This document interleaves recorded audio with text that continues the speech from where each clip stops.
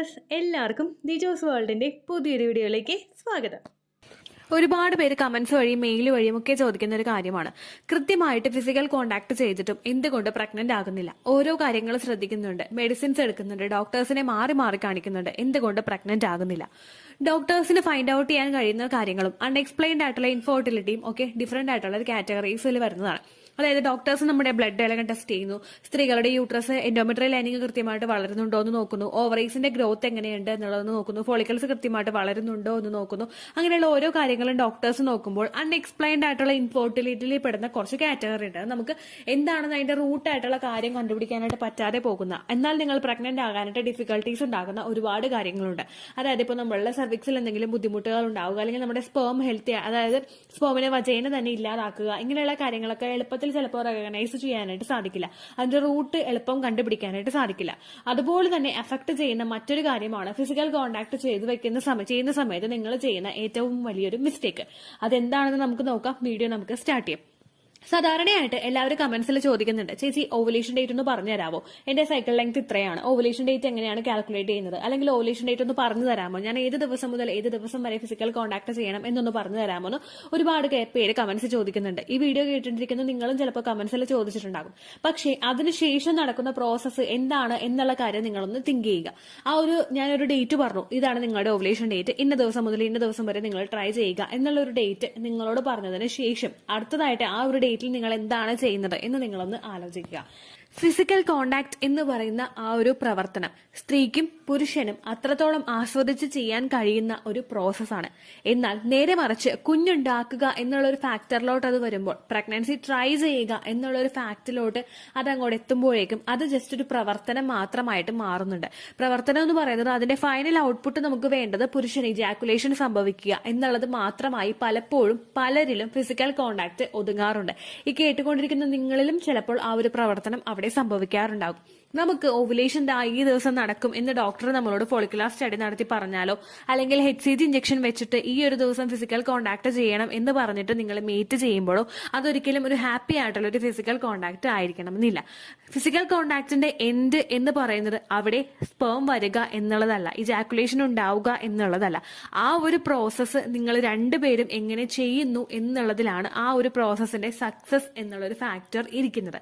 കാരണം physical contact ചെയ്യുന്ന സമയത്ത് സ്ത്രീ പുരുഷന്മാർക്ക് ഒരുപാട് ബെനഫിറ്റുകൾ അവരുടെ ശരീരത്തിൽ സംഭവിക്കുന്നുണ്ട്, ഒരുപാട് മാറ്റങ്ങൾ അവരുടെ ശരീരത്തിൽ ഉണ്ടാവുന്നുണ്ട്. പരസ്പരം എൻജോയ് ചെയ്ത് പരസ്പരം പ്ലഷർ കൊടുത്ത് നമ്മൾ ചെയ്യുന്ന ഫിസിക്കൽ കോണ്ടാക്ടിന് മാത്രമേ അത്രത്തോളം റിസൾട്ട് നിങ്ങൾക്ക് കൊണ്ടുവന്ന് തരാനായിട്ട് സാധിക്കുകയുള്ളൂ.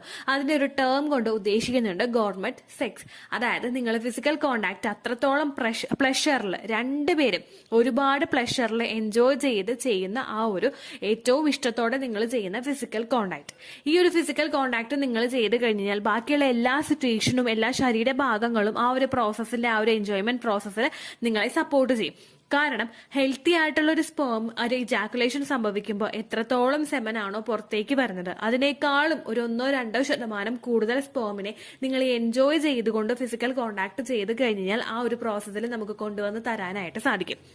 ഈ ഒരു ദിവസം ഫിസിക്കൽ കോണ്ടാക്ട് ചെയ്യണമല്ലോ എന്ന് വിചാരിച്ച് നിങ്ങൾ ചെയ്ത് കഴിഞ്ഞാൽ അവിടെ നിങ്ങൾക്ക് കിട്ടുന്ന പ്ലഷർ അവിടെ കുറവായിരിക്കും. സ്ത്രീകൾക്ക് ഓർഗാസം ഉണ്ടായിക്കൊള്ളണമെന്നില്ല. സ്ത്രീകൾക്ക് ഓർഗാസം ഉണ്ടാവാതെ വരുമ്പോൾ നമ്മുടെ വജൈനൽ പോർഷൻ ഡ്രൈ ആകുന്ന സമയത്ത് പുരുഷന് ഇന്റർകോഴ്സ് ചെയ്യാൻ നിൽക്കുമ്പോഴേക്കും ആ ഒരു കൃത്യമായിട്ടും ഈസി ആയിട്ടും ആ ഒരു മെയിൽ ഓർഗൻ ശരീരത്തിനകത്തേക്ക് പ്രവേശിക്കണമെന്നില്ല. അപ്പോൾ അദ്ദേഹത്തിന് പ്രഷർ ഉണ്ടാകും, അദ്ദേഹത്തിന് പെയിൻ ഉണ്ടാകും. അങ്ങനെ വരുമ്പോഴേക്കും എങ്ങനെയെങ്കിലും വേഗത്തിൽ ഈ ഒരു പ്രോസസ്സ് ഒന്ന് തീർത്താൽ മതി, ഇത്രയും ദിവസം ഒന്ന് എങ്ങനെയെങ്കിലും കംപ്ലീറ്റ് ചെയ്താൽ മതി എന്നുള്ളൊരു രീതിക്ക് നിങ്ങളുടെ ആ ഒരു ശരീരം പ്രവർത്തിക്കാനായിട്ട് തുടങ്ങും. അങ്ങനെ ചെയ്യുന്നത് നിങ്ങൾ കുഞ്ഞുണ്ടാകുന്ന സമയത്ത് നിങ്ങൾക്ക് വിപരീത ഫലമേ കൊണ്ടുവന്ന് തരികയുള്ളൂ. നിങ്ങളുടെ ഓരോ ശരീരഭാഗവും പ്ലഷറിൽ വന്നു കഴിഞ്ഞാൽ ഉറപ്പായിട്ടും അതിന്റെ ബെനഫിറ്റുകൾ നിങ്ങളിൽ കാണാനായിട്ട് സാധിക്കും. ഫോർ എക്സാമ്പിൾ, ഇപ്പോൾ പുരുഷന്റെ കാര്യം പറയുകയാണെങ്കിൽ അവിടെ ആ ഒരു എൻജോയ്മെന്റും ഒരു ഫോർ പ്ലേയും നമുക്ക് തുടക്കത്തിൽ സ്റ്റാർട്ട് ചെയ്ത് തുടങ്ങുന്നുണ്ടെങ്കിൽ പുരുഷനില്ലാതെ സ്പേം ഇജാക്കുലേഷന്റെ സമയത്ത് ഒരുപാട് ക്വാളിറ്റി സ്പേം ശരീരത്തിലോട്ട് എൻ്റർ ചെയ്യുന്നതിന് അത് സഹായിക്കുന്നു. മിനിമം നിങ്ങൾ എടുക്കുന്നത് ഒരു 15 മിനിറ്റ്സ് ആണെങ്കിൽ ആ ഒരു 15 മിനിറ്റ്സിന് ഒരു 17 മിനിറ്റ്സ് ആക്കിയിട്ടാണെങ്കിൽ നിങ്ങൾക്ക് ഉയർത്താൻ സാധിക്കുന്നുണ്ടെങ്കിൽ ആ ഒരു സമയത്ത് നിങ്ങളിൽ ഉണ്ടാകുന്ന സ്പേമിന്റെ കൗണ്ട്, ഇജാക്കുലേഷൻ സംഭവിച്ചുണ്ടാകുന്ന സ്പേമിന്റെ കൗണ്ട് നോർമലി ഉണ്ടാകുന്നതിനേക്കാളും കുറേയും കൂടി കൂടുതലായിരിക്കും. അത് മാത്രമല്ല ആ സ്പേമിന് എളുപ്പത്തിൽ അങ്ങോട്ട് സ്വിം ചെയ്ത് പോകാനായിട്ടുള്ള ഒരു കപ്പാസിറ്റിയും അവിടെ ഉണ്ടാകുന്നു. ഇനി ഉണ്ടാകുന്നത് ഈ ഒരു പ്രോസസ്സ് അവിടെ നടക്കുന്നത് സ്ത്രീകളിലാണെങ്കിൽ സ്ത്രീകളിലും ബെനിഫിറ്റുകൾ ഉണ്ടാവുന്നു. നമ്മളിൽ ഓർഗാസം ഉണ്ടാകുന്ന സമയത്ത് പ്രൊഡ്യൂസ് ആകുന്ന സെർവിക്കൽ മ്യൂക്കസ് ആണ് നമ്മുടെ സ്പേമിനെ അവിടെ പ്രൊട്ടക്ട് ചെയ്ത് നിർത്തുന്നത്. സ്പേമിന് വേണ്ടിയിട്ടുള്ള ഹെൽത്തി ആയിട്ടുള്ള ഒരു എൻവയോൺമെന്റ് അവിടെ ഉണ്ടാക്കി കൊടുക്കുന്നത് ഈ ഒരു സെർവിക്കൽ മ്യൂക്കസ് ആണ്. ഓർഗാസം സംഭവിക്കുന്ന ഒരു സ്ത്രീക്ക് എന്തായാലും വജൈനയിൽ നിന്ന് സെർവിക്കൽ മ്യൂക്കസ് ഉണ്ടാകും. നിങ്ങൾക്ക് ഓവുലേഷൻ നടക്കുന്ന സമയത്ത് ഓവുലേഷൻ ഡിസ്ചാർജ് കാണുന്നില്ലെങ്കിലും ഓവുലേഷൻ ഡേറ്റ് നിങ്ങൾക്ക് കാൽക്കുലേറ്റ് ചെയ്തെടുക്കാൻ സാധിക്കുന്നുണ്ട്, അല്ലെങ്കിൽ ആ ദിവസം നിങ്ങൾക്ക് ഓവുലേഷൻ ഉണ്ടാകുന്നുണ്ടെങ്കിൽ നിങ്ങൾ ഫിസിക്കൽ കോണ്ടാക്ട് ചെയ്യുമ്പോൾ ശരീരത്തിൽ നിന്ന് പ്രൊഡ്യൂസ് ആകുന്ന ആ ഒരു സെർവിക്കൽ മ്യൂക്കസ് നിങ്ങളുടെ സ്പേമിനെ നിങ്ങളിലോട്ട് എത്തുന്ന ആ ഒരു സ്പേമിനെ കൃത്യമായിട്ട് ആ ഒരു എഗ്ഗ് വരുന്ന ദിവസം വരെ പ്രൊട്ടക്ട് ചെയ്ത് കൊടുക്കുന്നതിന് വേണ്ടിയിട്ട് സഹായിക്കുന്നു. അത് മാത്രമല്ല ശരീരത്തിലെ എല്ലാ ഒബ്സ്റ്റക്കിൾസിനെയും ഫേസ് ചെയ്തിട്ട് ശരീരത്തിൽ സർവൈവ് ചെയ്യാൻ വേണ്ടിയിട്ടുള്ള ഒരു അവസ്ഥ അല്ലെങ്കിൽ ഒരു എനർജി ഈ ഒരു സെർവിക്കൽ മ്യൂക്കസ് സെമന് കൊടുക്കുന്നു. അങ്ങനെ ആ ഒരു എൻജോയ് ചെയ്ത് പ്രോസസ്സ് ചെയ്യുന്നത് നിങ്ങളെ സഹായിക്കുന്നു. അത് മാത്രമല്ല പുരുഷനും സ്ത്രീക്കും സ്ട്രെസ് ഫ്രീ ആയിട്ട് ലൈഫ് മുൻപോട്ട് പോകുന്നതിന് റെക്കറന്റ് ആയിട്ട് ഫിസിക്കൽ കോണ്ടാക്ട് ചെയ്യുന്നത് നിങ്ങളെ സഹായിക്കുന്നു. അത് മാത്രമല്ല ഹാപ്പിലി എൻജോയ് ചെയ്ത് മുൻപോട്ട് പോകുന്നതിനും നിങ്ങളുടെ ഉറക്കം കൃത്യമായിട്ട് നിങ്ങൾക്ക് കിട്ടുന്നതിനും ഹാപ്പി ആയിട്ട് ഫിസിക്കൽ കോണ്ടാക്ട് ചെയ്യുന്നത് നിങ്ങളെ സഹായിക്കുന്നു.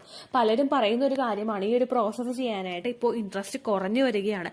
കാരണം എല്ലാവരും ചിന്തിച്ചു വെക്കുന്നത് ആ ഒരു സെമൻ പുറത്തേക്ക് വരിക എന്നുള്ളതാണ് ഇതിന്റെ അൾട്ടിമേറ്റ് എന്നുള്ള ഒരു കാര്യമായിട്ടാണ്. ആ ഒരു സെമൻ പുറത്തേക്ക് വരുന്നത് മാത്രമല്ല അതിന് നടക്കുന്ന ഓരോ പ്രോസസ്സും നിങ്ങളിൽ ആ ഒരു എൻജോയ്മെന്റ് മൂഡ് ഉണ്ടാക്കി കൊണ്ടുവന്ന് തരും. പുരുഷന്മാരാണെങ്കിലും അത്ര ഹാപ്പി ആയിട്ട് അത് ചെയ്യുന്നുണ്ടെങ്കിൽ, അല്ലെങ്കിൽ സ്ത്രീകളാണെങ്കിലും അത് അത്ര ഹാപ്പി ആയിട്ട് ചെയ്യുന്നുണ്ട്, രണ്ടുപേരും ഒരുപോലെ തന്നെ പാർട്ടിസിപ്പേറ്റ് ചെയ്യുന്നുണ്ടെങ്കിൽ മാത്രമേ ആ ഒരു പ്രോസസ്സ് അവിടെ ഹാപ്പി ആയിട്ട് മുൻപോട്ട് പോവുകയുള്ളൂ.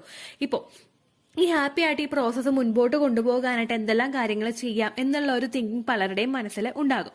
അങ്ങനെയുള്ള ഒരു തിങ്കിങ് എന്ന് പറയുമ്പോൾ നമ്മൾ ചിന്തിക്കേണ്ട ഒരു കാര്യം, നിങ്ങളുടെ കല്യാണം കഴിഞ്ഞ ആദ്യത്തെ ഒരു സമയം നമ്മൾ പരസ്പരം അറിഞ്ഞും ഇഷ്ടപ്പെട്ടും പോകുന്ന ആ ഒരു സമയത്ത് ഫിസിക്കൽ കോണ്ടാക്ട് ചെയ്യാനായിട്ട് നമുക്കുണ്ടാകുന്ന ആഗ്രഹങ്ങൾ വളരെയധികം കൂടുതലായിരിക്കും. എങ്ങനെ നമ്മുടെ പാർട്ട്ണറെ സന്തോഷിപ്പിക്കാം എന്നുള്ള ഒരു രീതിക്കായിരിക്കും പലരും തന്നെ തിങ്ക് ചെയ്യുന്നത്.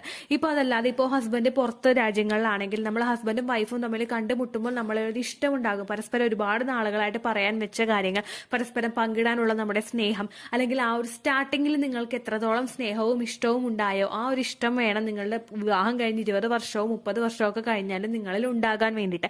ആ ഒരു ഫ്രഷ്നെസ് എന്നും അങ്ങനെ തന്നെ മെയിൻറ്റെയിൻ ചെയ്ത് കഴിഞ്ഞാൽ മാത്രമേ നിങ്ങൾക്ക് ആ ഒരു തരത്തിൽ ആ ഒരു പ്രോസസ്സിനെ എൻജോയ് ചെയ്യാനായിട്ട് സാധിക്കുകയുള്ളൂ. ഈ ഒരു ഫിസിക്കൽ കോണ്ടാക്ട് ചെയ്യണം എന്നൊരു ഡോക്ടർ പറഞ്ഞു തരുമ്പോൾ അത് ഇത്രത്തോളം എൻജോയ് ചെയ്ത് ചെയ്യണമെന്ന് ചിലപ്പോൾ ഒരു ഡോക്ടർ പറഞ്ഞു കൊള്ളണമെന്നില്ല. അപ്പോൾ ആ ഒരു സമയത്ത് നമ്മൾ ആ ഒരു ബേബിയെ നമുക്ക് വേണമല്ലോ എന്നുള്ളൊരു പ്രഷറിൽ നമ്മൾ ആ ഒരു പ്രോസസ്സ് ചെയ്ത് കഴിഞ്ഞാൽ അതൊരിക്കലും നിങ്ങൾക്ക് ആ ഒരു ബെനിഫിറ്റ് കൊണ്ടുവന്ന് തരില്ല. ആ ഒരു ബെനിഫിറ്റ് വേണമെങ്കിൽ ഫിസിക്കൽ കോണ്ടാക്ട് ചെയ്താൽ മാത്രം പോരാ, രണ്ടുപേരും ഒരുപോലെ സാറ്റിസ്ഫൈഡ് ആവണം. ഇപ്പൊ നിങ്ങൾ വിവാഹം കഴിഞ്ഞിട്ടുള്ള സമയത്ത് ഒന്ന് സിറ്റുവേഷൻ നിങ്ങളൊന്ന് ആലോചിച്ച് നോക്കുക. പരസ്പരം നിങ്ങൾ ഒരുമിച്ച് ആ ഒരു റൂമിൽ ഇരിക്കുന്ന സമയത്ത് നിങ്ങൾക്ക് ഒരുപാട് നിങ്ങൾ ഹാപ്പിലി എൻജോയ് ചെയ്തിട്ടുണ്ട് ആ ഓരോ സമയങ്ങളും. ചിലപ്പോൾ ഹസ്ബൻഡ് അതിന് ശേഷം പിറ്റേ ദിവസം ജോലിക്ക് പോകുന്നുണ്ടെങ്കിലും നിങ്ങൾ ഫ്രീ ആയിട്ടിരിക്കുന്ന സമയത്ത് നിങ്ങൾക്ക് തിങ്ക് ചെയ്യാനുള്ളത് നിങ്ങൾ പരസ്പരം സ്പെൻഡ് ചെയ്ത ആ ഒരു ഹാപ്പി ടൈമാണ്.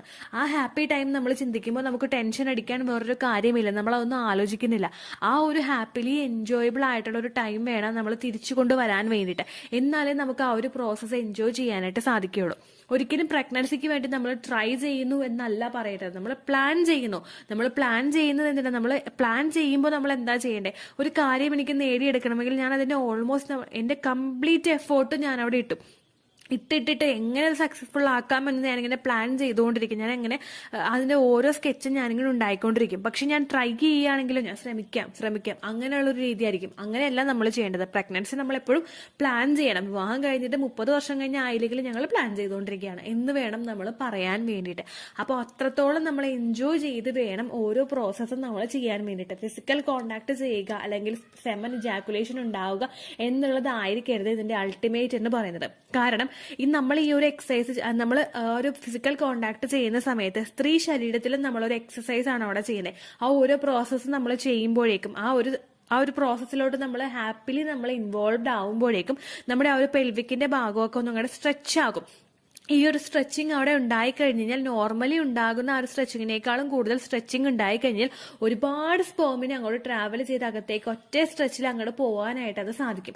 അത് നമുക്ക് ജസ്റ്റ് ചെയ്യുന്നത് നമ്മുടെ മൈൻഡ് റിലാക്സ് ആക്കുന്നത്, നമ്മളെ പോസിറ്റീവിലോട്ട് കൊണ്ടുവരുന്നത്, നമ്മളെ കംപ്ലീറ്റ് ആയിട്ടൊന്ന് റിഫ്രഷ് ചെയ്തെടുക്കുന്ന ഏറ്റവും നല്ലൊരു മെത്തേഡാണ് ഫിസിക്കൽ കോണ്ടാക്ട് എന്ന് പറയുന്നത്. അപ്പൊ അതുകൊണ്ട് ഒരിക്കലും നിങ്ങൾ ആ ഒരു ദിവസം നോക്കി ചെയ്യണമല്ലോ എന്ന് വിചാരിച്ചിട്ട് ഒരിക്കലും ഫിസിക്കൽ കോണ്ടാക്ട് ചെയ്യരുത്. ഒരുപാട് പേര് നമ്മുടെ കമന്റ്സിൽ വന്ന് പറയാറുണ്ട് ഞങ്ങൾ ചെയ്യണമല്ലോ എന്ന് വിചാരിച്ചിട്ടാണ് അത് ചെയ്യുന്നതെന്ന്. പക്ഷെ ഒരു മെയിൽ എനിക്ക് വന്നിട്ടുണ്ടായിരുന്നു, ചേച്ചി പറഞ്ഞ പോലെ ഞങ്ങൾ എൻജോയ് ചെയ്ത് ചെയ്യാനായിട്ട് തുടങ്ങി. ആ ഒരു പ്രഷർ ഞങ്ങൾക്ക് കുറഞ്ഞു. ഞങ്ങൾ കല്യാണം കഴിഞ്ഞ ആ ഒരു സമയത്ത് എങ്ങനെയാണോ ചെയ്തത് ആ ഒരു സമയത്ത് തന്നെ ഞങ്ങൾ ചെയ്യാനായിട്ട് തുടങ്ങി. അങ്ങനെ ചെയ്യാനായിട്ട് തുടങ്ങുമ്പോഴേക്കും നമുക്ക് ആ ഒരു പ്രോസസ്സിൽ നമുക്ക് ഒരുപാട് കാര്യങ്ങൾ തിങ്ക് ചെയ്യാനുണ്ടാകും, ഒരുപാട് ഹാപ്പിലി മൊമെന്റ്സ് നമുക്കുണ്ടാകും. അങ്ങനെ വേണം നിങ്ങളും ഫിസിക്കൽ കോണ്ടാക്ട് ചെയ്യാനായിട്ട്. ഒരുപാട് ബെനിഫിറ്റുകൾ നിങ്ങൾക്ക് അങ്ങനെ ചെയ്യുന്നത് കൊണ്ട് കിട്ടുന്നതായിട്ട്. ഇത്രയേ ഉള്ളൂ വീഡിയോ. യൂസ്ഫുൾ ആയി കാണുമെന്ന് വിശ്വസിക്കുന്നു. യൂസ്ഫുൾ ആവുന്നുണ്ടെങ്കിൽ ലൈക്ക് ചെയ്യുക, ഫ്രണ്ട്സിനൊക്കെ ഷെയർ ചെയ്ത് കൊടുക്കുക കേട്ടോ. എന്തെങ്കിലും സംശയം ഉണ്ടെങ്കിൽ നിങ്ങൾ കമന്റ്സിൽ ചോദിക്കുക. പണ്ടത്തെ വീഡിയോയ്ക്ക് കമന്റ്സ് ഇടുന്നവർക്ക് റിപ്ലൈ ലഭിക്കുന്നില്ലെങ്കിൽ ലേറ്റസ്റ്റ് ആയിട്ട് ഞാൻ ഏത് വീഡിയോ ആണോ അപ്ലോഡ് ചെയ്യുന്നത് അതിന് താഴെ കമന്റ് ഒന്ന് കോപ്പി പേസ്റ്റ് ചെയ്യാനായിട്ട് ശ്രദ്ധിക്കുക കേട്ടോ. അതുപോലെ ഓവുലേഷൻ ഡേറ്റ് കാൽക്കുലേറ്റ് ചെയ്ത് തരാനായിട്ട് റിക്വസ്റ്റ് ചെയ്യുന്ന ആളുകൾ എത്രയാണോ സൈക്കിൾ ലെങ്ത് അത് മെൻഷൻ ചെയ്യാനായിട്ട് ശ്രദ്ധിക്കുക. സൈക്കിൾ ലെങ്ത് എന്നതുകൊണ്ട് ഉദ്ദേശിച്ചത് ഓരോ മാസവും എത്ര ദിവസം കൂടുമ്പോഴാണോ ബ്ലീഡിങ് വരുന്നത് അതാണ് സൈക്കിൾ ലെങ്ത്. കഴിഞ്ഞ മാസം ഒരു 8-ാം തീയതിയാണ് ബ്ലീഡിങ് ആയതെങ്കിൽ ഈ മാസം 6-ാം തീയതിയാണ് ബ്ലീഡിങ് ആയതെങ്കിൽ കഴിഞ്ഞ മാസം 8-ാം തീയതി മുതൽ ഈ മാസം 6-ാം തീയതി വരെ എത്ര ദിവസമുണ്ടോ അത് കാലണ്ടറിൽ എണ്ണി തിട്ടപ്പെടുന്നതാണ് നിങ്ങളുടെ സൈക്കിൾ ലെങ്ത്.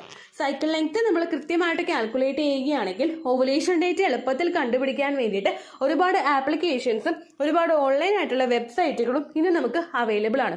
പ്ലേ സ്റ്റോറിൽ പോയിട്ട് ഓൺലൈൻ ഓവുലേഷൻ ട്രാക്കർ എന്ന് ടൈപ്പ് ചെയ്ത് കഴിഞ്ഞാൽ നിങ്ങൾക്ക് അതുമായിട്ട് ബന്ധപ്പെട്ടിട്ടുള്ള ആപ്ലിക്കേഷൻസ് കിട്ടും. അത് പറ്റുന്നില്ല എങ്കിൽ ഗൂഗിളിൽ പോയിട്ട് ഓൺലൈൻ ഓവുലേഷൻ കാൽക്കുലേറ്റർ എന്ന് ടൈപ്പ് ചെയ്ത് കഴിഞ്ഞാൽ അതുമായിട്ട് ബന്ധപ്പെട്ടിട്ടുള്ള വെബ്സൈറ്റുകൾ നിങ്ങൾക്ക് കിട്ടും. അതിൽ നിങ്ങളുടെ ലാസ്റ്റ് മന്തിലെ മെൻസ്ട്രേഷന്റെ ഡേറ്റും ഒപ്പം ഞാൻ ഈ പറഞ്ഞ രീതിക്ക് നിങ്ങൾ കാൽക്കുലേറ്റ് ചെയ്യുന്ന സൈക്കിൾ ലെങ്ത്തും എൻ്റർ ചെയ്ത് കൊടുക്കുകയാണെങ്കിൽ നിങ്ങൾക്ക് കൃത്യമായിട്ട് ഓവുലേഷൻ ഡേറ്റ് കണ്ടുപിടിക്കാനായിട്ട് സാധിക്കും. ഫെർട്ടൈൽ ടൈം പീരീഡും നിങ്ങൾക്ക് കിട്ടും. അതായത് എത്ര ദിവസം മുതൽ കോണ്ടാക്ട് ചെയ്ത് തുടങ്ങിക്കഴിഞ്ഞാൽ നിങ്ങൾ പ്രഗ്നന്റ് ആകും എന്നുള്ളൊരു ഡേറ്റും നിങ്ങൾക്ക് പ്രോപ്പറായിട്ട് കിട്ടും കേട്ടോ. ഇത് കാൽക്കുലേറ്റ് ചെയ്യുന്ന സമയത്ത് സൈക്കിൾ ലെങ്ത് കാൽക്കുലേറ്റ് ചെയ്യുന്ന സമയത്ത് നിങ്ങളുടെ ആ ഒരു കലണ്ടറിൽ നോക്കി തന്നെ നിങ്ങൾ കാൽക്കുലേറ്റ് ചെയ്യുക. പല മാസങ്ങളിലും 30-31 ദിവസമുണ്ട്, അതുകൊണ്ടാണ് അങ്ങനെ പറഞ്ഞത്. ഒപ്പം നിങ്ങൾക്ക് ബ്ലീഡിങ് തുടങ്ങിയ ദിവസത്തിന് വേണം നിങ്ങൾ ഡേ 1 ആയിട്ട് എടുക്കാൻ വേണ്ടിയിട്ട്. സ്പോട്ടിങ് തുടങ്ങിയ ദിവസത്തിനെ, അതായത് ചെറുതായിട്ട് ഡിസ്ചാർജ് പോയി തുടങ്ങിയ ദിവസത്തിനെ നിങ്ങൾ കൺസിഡർ ചെയ്യേണ്ട ആവശ്യം ഇല്ല കേട്ടോ. അപ്പൊ ഇത്രയേ ഉള്ളൂ വീഡിയോ. അടുത്തൊരു വീഡിയോ ആയിട്ട് നമുക്ക് വീണ്ടും കാണാം. ബൈ.